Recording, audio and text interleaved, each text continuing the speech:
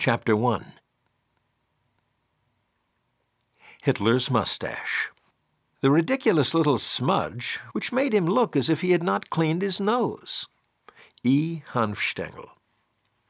Hitler's mustache was a traditional type, but even among his supporters it was thought to look absurd and ugly on him. In 1923, Ernst Hanfstaengl, a close associate, suggested he let it grow out to the ends of his lips. Trying to be tactful, he told Hitler, leader of a Nazi party that was still obscure and weak, that the short brush style was unfashionable. Hitler's response was characteristic. "If it is not the fashion now, it will be later," he said, "because I wear it." Anecdotes like this may help make Hitler accessible, if not fully understandable. And this is necessary, because the very enormity of his crimes leads to his often being represented as either subhuman or as a supernatural figure, a demon. Both misconceptions are dangerous. They make him unreal, with the possible consequence of our forgetting that what he did can be done again. It is for the sake of seeing Hitler just as he was that this collection of anecdotes and facts has been assembled. The source material is abundant, enormous. Probably no one in history has been more closely observed and reported on. There is even an account of how he cultivated the famous forelock which, like his mustache, was an essential identifying element of his appearance. After the war, one of his secretaries described the procedure to an Allied interrogator. He would bend over forward and comb his hair down before his eyes, just like a woman does. Then he would make the part, and just loosely comb back the left portion so that with a jerk of the head, the left forward lock would drop over his forehead. And this happened all the time during his speech-making. Hitler's hair was dark brown, almost black. His collar and shoulders were often flecked with dandruff. The hypnotic stare. Hitler's eyes were blue or blue-gray. An officer who worked at headquarters during the war made the remarkable observation that Hitler sometimes crossed them in jest. By the time Hitler was in his late 40s, he had become farsighted.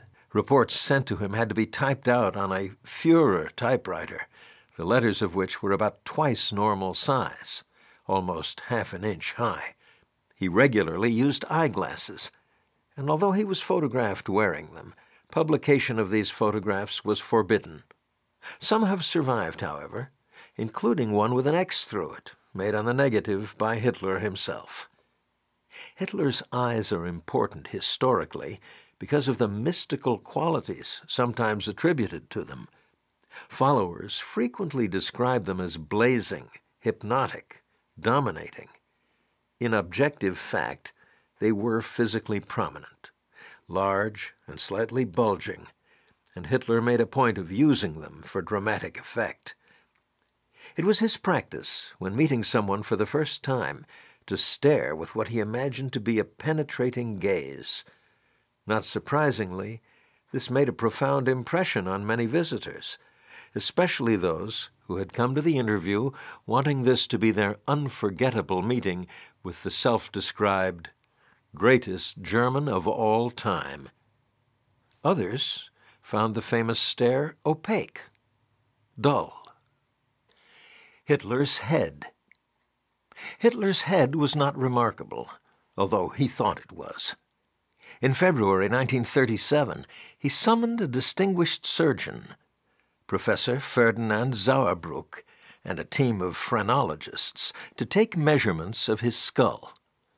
These experts concluded that the various dimensions of Hitler's head, e.g. the distance from chin to forehead, from eye socket to eye socket, and so on, were just like Napoleon's, and nothing like it since Frederick the Great. Hitler was delighted and had their findings written up in a 130-page manuscript, which was carefully stored in his private library. Phrenology, The attempt to correlate skull measurements with intelligence and character fitted in well with Nazi ideas about racial superiority. But of course, this science is no science at all.